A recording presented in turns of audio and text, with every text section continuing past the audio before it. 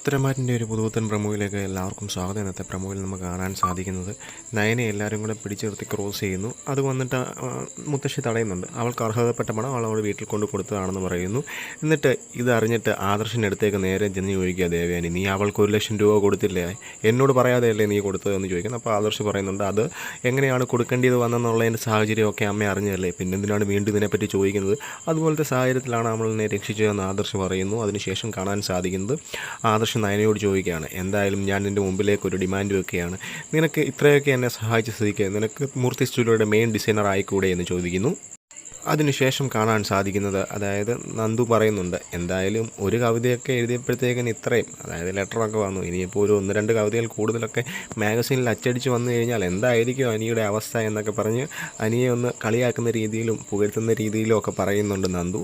അതിനുശേഷം നമുക്ക് കാണാൻ സാധിക്കുന്നത്, മുത്തശ്ശി പറയുന്നുണ്ട്, അമ്മായിയമ്മയായ നീയും, അതായത് ദേവയാനിയോട് പറയുന്നുണ്ട്, അമ്മായിയമ്മയായ നീയും ചേച്ചിയായ നവ്യയും ഈ എന്തായാലും നമ്മുടെ നയനമോളിൽ നിന്ന് ഒരുപാട് കാര്യങ്ങൾ മനസ്സിലാക്കാനും പഠിക്കാനും ഉണ്ട്, അതൊക്കെയാണ് വേണ്ടിയത്, അവരെ കണ്ടു പഠിക്കുകയാണ് വേണ്ടിയത് എന്ന് പറയുന്നു.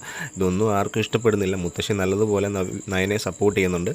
അപ്പം വരാൻ പോകുന്ന എപ്പിസോഡുകൾ എന്തായാലും നല്ല കിടുക്കാച്ചി എപ്പിസോഡുകളാണ്.